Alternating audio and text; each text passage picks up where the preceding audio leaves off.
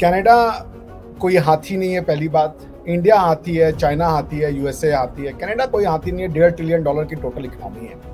India और India और Canada का जो टोटल इंपोर्ट एक्सपोर्ट भी है वो भी करीबन 3 से 5 बिलियन डॉलर के बीच का, इससे ज़्यादा कुछ है नहीं। और कनाडा में be one of the largest state on the world, लेकिन उनका मुश्किल से 7% स्ट्रिप इलाका जो कि यूएस के बॉर्डर के पास है वही इनहेबिटेबल है। बाकी सारा जो उनका 90% इलाका है वो इनहेबिटेबल भी नहीं है, मतलब 70-80% इलाका उनका इनहेबिटेबल है भी नहीं। तो कोई हाथी नहीं है कनाडा। हाँ, कनाडा वेस्ट का एक अलाई है पर से, दैट इज ट्रू। ये तो पहली बात। तो कोई बहुत ज्यादा ट्रेड ऐसा कुछ नहीं है हमारे और कनाडा के बीच में कि ये संबंध अगर टूट जाएंगे तो बहुत नुकसान हो जाएगा। लेकिन सर बड़ी कंट्रीज में तो फिर भी शुमार होता है ना, बड़ी कंट्रीज में तो फिर भी काउंट किया जाता है कि जाहिर है कि एरिया वाइज है ना, एरिया वाइज है। तो वो चूंकि of course second largest country है तो या थर्ड लार्जेस्ट होगी, तो वो मतलब it is concerned at one. But let's see. देखिए, जो लोग इसमें कूद रहे हैं, पहली बात कि ट्रूडो ने ये कहा है कि दे हैव क्रेडिबल एलिगेशंस कि there is a potential link, not link, potential link between the killing of Hardeep Singh Nijjar and the government of India. ठीक है ना, उनका ये कहना है कि हम इस एंगल की तहकीकात कर रहे हैं कि निज्जर को जो मारा गया है उसको शायद गवर्नमेंट ऑफ इंडिया का संरक्षण प्राप्त है, कोई लिंक है, ऐसा वो कह रहे हैं। उन्होंने ये नहीं कहा कि इंडिया एक रूग स्टेट है, इसको आप अंतर समझिए। वो ये नहीं कह रहे हैं कि जो हरदीप सिंह निज्जर है वो क्रिमिनल नहीं था। वो ये कह रहे हैं कि हमारी धरती पे आके आप हमारे इंटरनल अफेयर्स में मुदाखलत कर रहे हैं। अब यहाँ पे आपको दो कंसेप्ट समझना बहुत जरूरी है, इंडिया और कनाडा के। बिकॉज कि अगर आप देखे हैं इस स्टेटमेंट के तुरंत बाद ट्रूडो आए, उन्होंने कहा neither I want to provoke India nor I want to escalate the matter. मैंने सिर्फ ये बात कही है टू हाईलाइट कि हमारी सॉवरेनिटी को खतरा है। इंडिया भी नहीं कह रहा कि कनाडा एक रूग स्टेट है या टेररिस्ट स्टेट है या ऐसा कुछ है। मैं एक सेकंड लूंगी सर आपसे। आपकी बात ठीक है, उन्होंने जो बाद में बात की या जो पहले बात की, लेकिन फिर एकदम से डिप्लोमेट्स को निकाल देना दोनों तरफ की कंट्रीज से, तो वो ये बात जताता है कि बात बहुत ज्यादा सीरियस है, सीरियस मैटर है। नहीं, उन्होंने डिप्लोमेट को नहीं निकाला, उन्होंने जो रॉ के सिक्योरिटी इंटेलिजेंस ऑफिसर थे कनाडा में उनको निकाला। इंडिया ने उसके बदले में सीनियर डिप्लोमेट को निकाला। ठीक है ना, this is what it is. देखिए, इसको समझने की जरूरत है। इंडिया और कनाडा के बीच में एक सीरियस मिसअंडरस्टैंडिंग, कोई हम लोग दुश्मन नहीं है, misunderstanding of a concept called freedom of speech and expression को लेके है। इंडिया ये कहता है कि आपने जो ये खालिस्तानियों को अपने यहाँ पनाह दी हुई है, ये अगर सिर्फ पीसफुल प्रोटेस्ट निकालें और कहें कि इंडिया जो है वो घटिया कंट्री है और हमें खालिस्तान चाहिए, इससे हमें कोई ऑब्जेक्शन नहीं है। मगर ये खालिस्तानी में बैठ करके यदि कनिष्क के हवाई जहाज को उड़ा दें पूरा का पूरा, और अभी पंजाब में एक हिंदू जो पुजारी थे उनकी हत्या हुई थी और पुलिस ने इन्वेस्टिगेशन में इस बात का पता लगाया था कि हरदीप सिंह निज्जर जो है, जो कनाडा में था, ये उसमें उसका हाथ था। गवर्नमेंट ऑफ इंडिया ने कैनेडियन गवर्नमेंट को कहा कि ये आपके पास एविडेंसेस हैं, आप कार्रवाई कीजिए। ट्रूडो ने कार्रवाई नहीं की। पूरा मामला ये आ रहा है कि ट्रूडो कह रहा है कि हमारे यहाँ freedom of speech and expression है और इसका एब्सोल्यूट है, इसमें हम कोई भी एक्सेप्शन नहीं क्रिएट करेंगे। ये उनका कहने का मतलब है। ये वेस्ट की जो freedom of speech and expression है उसको ऐसे समझिए कि जब स्वीडन कुरान जलाता है तो वो यही कहता है कि there is a freedom of speech and expression. तो यदि बुलावल भुट्टो साहब आज आके खड़े हो गए हैं वेस्ट के freedom of speech and expression के साथ, जो उनको खड़ा होना चाहिए, तो इसका यह मतलब है कि वो स्वीडन के साथ खड़े हैं, क्योंकि स्वीडन इसी freedom of speech and expression को कहता है कि कोई एक्सेप्शन नहीं है, हम रिलीजन को भी गालियां देंगे, हम रिलीजियस बुक को भी जलाएंगे, ये हमारे यहाँ कंप्लीटली प्रोटेक्टेड है।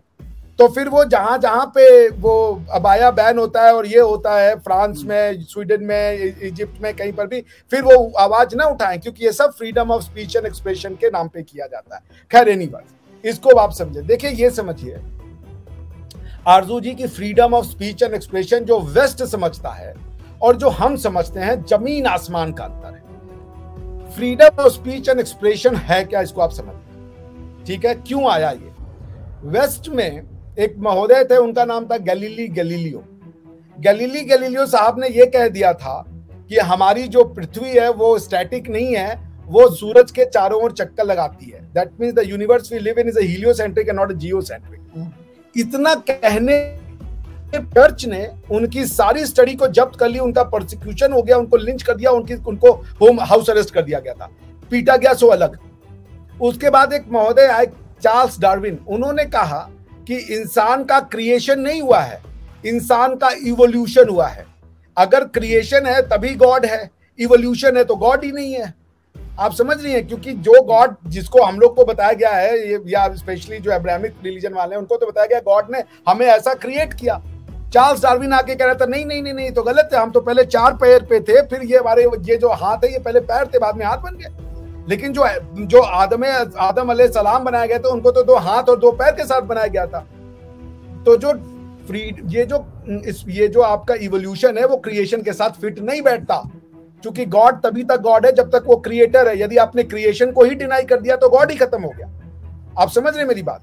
तो यूरोप ने ये तय किया कि हमारे यहाँ पे freedom of speech and expression तभी होगा जब हम हर चीज को ब्लास्फेमी के दायरे से बाहर निकालेंगे। तो क्योंकि ये जो वो कह रहा था कि इवोल्यूशन हुआ, ये एक तरीके से ब्लास्फेमी था ना, क्योंकि तुम कह रहे हो कि गॉड ने क्रिएट नहीं किया, तो ब्लास्फेमस है। तो यूरोप का जो कॉन्स्टिट्यूशनल सोसाइटी है उसका जो बीज है वो freedom of speech and expression है, क्योंकि freedom of speech and expression का उपयोग करते हुए ही बाइबल में से पॉलिटिकल पावर को अलग किया गया। क्योंकि लोगों को कहा गया कि आप साइंटिफिक बनो, आप बिलीवर मत बनो। बिलीवर का एंटीथेसिस होता है साइंटिफिक। तो इसलिए यूरोप जो कहता है कि जब हमारा जो freedom of speech and expression है वो है ही रिलीजन को गाली देने के लिए, गाली एज इन नॉट बेकार की गाली, कंस्ट्रक्टिव गाली देने के लिए। हम एब्सोल्यूट फ्रीडम है हमारे पास कि हम रिलीजन को किसी भी तरीके से मजाक उड़ाए, मखौल उड़ाए, क्रिटिसाइज करें, हम इस पे कोई भी रिस्ट्रिक्शन नहीं लगाएंगे। अब हमारे यहाँ देख लें, हमारे यहाँ एक स्कूल ऑफ फिलॉसफी है, उसका नाम है चरवाक फिलॉसफी। जब भारत में आज से 10-15 हजार साल पहले वेदों की रचना की गई तो उसमें चरवाक जो फिलॉसफी के जो सेजेस थे, जो ऋषि मुनि थे, उन्होंने कहा वेद में जो लिखा है वो सब गलत है, कोई आफ्टर लाइफ नहीं होता, कोई लॉ ऑफ कर्म नहीं होता, जो है इसी जीवन में है, यहीं पे खाओगे पियोगे मर जाओगे, आगे कुछ नहीं है। ये उन्होंने कहा। उन्होंने वेदों की left right and centre criticism कर दी। हमारे यहाँ उनको सेजेस का दर्जा दिया गया, उनको ऋषि मुनि कहा गया। चरवाक दर्शन बकायदा यूनिवर्सिटीज में पढ़ाया जाता है, ठीक है ना, चरवाक फिलॉसफी कहते हैं इसको। और कोई 1-2 नहीं थे, उसके सैकड़ों दसियों गुरु थे, उसके दसियों, उसके बृहस्पति से शुरू होकर के कई उसमें सेजेस थे, उनको ऋषि मुनि कहा गया बात। तो हमारे यहाँ ईश्वर की बुराई करना या उसकी बुराई करना, क्या नाम है, डिवाइन बुक की, ये कभी भी इशू नहीं रहा। इसलिए हमारे यहाँ freedom of speech and expression शुरू से था। आचार्य जिनसेना ने, आपको अगर नहीं विश्वास हो तो आचार्य जिनसेना जो थे उन्होंने बहुत पहले महापुराण में ये कह दिया कि जो लोग थ्योरी ऑफ क्रिएशन को मानते हैं या क्रिएटर ऑफ द गॉड को मानते हैं, वो लोग गलत हैं, उनका कॉन्सेप्ट ही गलत है। वो ये कह रहे थे, अगर आप कहेंगी तो मैं आपको उनकी किताब का कुछ एक पर्टिकुलर पार्ट जो है वो पढ़ के सुना भी दूंगा, जो बड़ा इंटरेस्टिंग उन्होंने लिखा था जी। उस किताब का नाम था महापुराण। आप समझ रही हैं? जी जी। उन्होंने ये लिखा कि those who believe in the creation of the earth are fools, because अब उसमें कई कुछ पता नहीं आपके सामने यहाँ बोलना चाहिए नहीं बोलना चाहिए, मैं उसमें नहीं जाना चाहता। तो पॉइंट इसमें यह है कि हमारे यहाँ क्रिएशन थ्योरी को कभी जगह ही नहीं दी गई, क्योंकि हमारी थ्योरी है कि क्रिएटर और क्रिएशन एक है। We believe that the create God, इसलिए हम सब गॉड हैं, हमारे अंदर ही क्रिएटर भी है, हम ही क्रिएशन भी है। So there is a difference of philosophy. अब इसको आप समझिए, वेस्ट यही कहता है, वेस्ट कहता है हम कोई एब्सोल्यूट रिस्ट्रिक्शन, एब्सोल्यूट फ्रीडम है, freedom of speech and expression का, हम कोई भी एक्सेप्शन नहीं मानेंगे। यूरोप में 2006 में यूके में एक लॉ बनाया गया, हेट स्पीच का लॉ।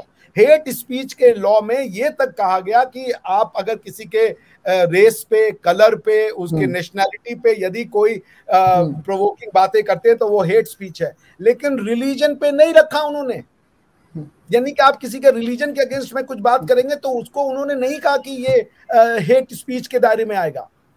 तो आपको ये समझना पड़ेगा, इंडिया और कनाडा के बीच में concept of freedom of speech का प्रॉब्लम है। हम ये कह रहे हैं कि आप फ्रीडम ऑफ स्पीच के नाम पे टेररिस्ट एक्ट को नहीं इंसाइट करवा सकते हैं, और कनाडा कह रहा है नहीं, ये freedom of speech and expression है, वो कुछ भी करें।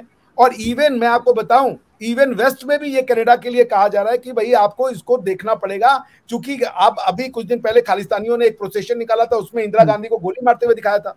ये freedom of speech and expression है। उसके बाद उन्होंने सरेआम धमकी दी थी कि हम यहाँ के जो एम्बेसडर है उनको हम देख लेंगे, कोई अगर उसमें से इंसाइट होकर गोली मार दे आप क्या करेंगे? So there is no problem between Canada and India. The only problem is that what will be the manifestation of the concept called freedom of speech and expression. और मेरे ख्याल से कनाडा जनरल असेंबली रिजोल्यूशन 2625 जो कि friendly relations को एक्सपेडिएट करता है on the basis of the principle of article 2 of the UN charter, उसका क्लियर कट वायलेशन कर रहा है। क्योंकि अगर निज्जर फ्रीडम ऑफ स्पीच और एक्सप्रेशन को वो कर रहा था एक्सपीरियंस, तो फिर ओसामा बिन लादेन अफगानिस्तान में भी freedom of speech and expression को एक्सरसाइज कर रहा था, जब वो कह रहा था कि वेस्ट जो है वो मिडिल ईस्ट में जाकर के वो करता है, क्या नाम है, डिस्ट्रक्टिव एक्टिविटी करता है। तो अगर Nijjar freedom of speech and expression enjoy कर सकता है तो हम वेस्ट को तबाह बर्बाद कर देंगे कहने वाले ओसामा बिन लादेन में क्या बुराई है? बिल्कुल वही बात है। जी जय हिंद दोस्तों, कनाडाई प्रधानमंत्री जस्टिन ट्रूडो ने खालिस्तानी आतंकी हरदीप सिंह निज्जर की हत्या का आरोप भारत पर इस उम्मीद से लगाया कि उन्हें अमेरिका, ब्रिटेन और ऑस्ट्रेलिया से समर्थन मिलेगा और ये देश भारत पर दबाव बनाएंगे। ट्रूडो कयास लगा रहा था कि भारत पर निज्जर की हत्या के झूठे आरोप लगाकर उनकी सरकार खालिस्तानी आतंकियों और भारत विरोधी गतिविधियों को संरक्षण देने की वास्तविकता और जवाबदेही से बच जाएगी, लेकिन इसमें उन्हें पूरी तरह से सफलता नहीं मिली है। जी हां, कनाडा के पीएम को किसी भी देश से इस मुद्दे पर उम्मीद के मुताबिक समर्थन हासिल नहीं हुआ है। जी हां, कनाडा में जहां विपक्ष और आम लोग ट्रूडो से उनके आरोपों को साबित करने वाले सबूत मांग रहे हैं, आपस में खुफिया सूचना साझा करने के मकसद से बने अमेरिका, ब्रिटेन, ऑस्ट्रेलिया, न्यूजीलैंड और कनाडा के समूह 5 आई अलायंस के चारों देश ने कनाडा के आरोपों की जांच में मदद देने का वादा जरूर किया है, लेकिन कोई भी कनाडाई पीएम के भरोसेमंद आरोपों पर भरोसा करने को तैयार नहीं हो रहा है। जी हां, संयुक्त राष्ट्र महासभा में शामिल होने आई ऑस्ट्रेलिया की विदेश मंत्री पेनी वांग ने मंगलवार को इस मुद्दे पर कोई भी टिप्पणी करने से इनकार करते हुए कहा कि हम इस मामले की पूरी जांच चाहते हैं। वहीं ब्रिटेन के विदेश मंत्री ने भी यही बात दोहराते हुए कहा कि कनाडा ने गंभीर आरोप लगाए हैं जिनकी गहराई से जांच जरूरी है। तो दोस्तों, आप क्या कहोगे? कमेंट करके जरूर बताइए और हमारे साथ देखते रहिए वर्ल्ड वेब न्यूज।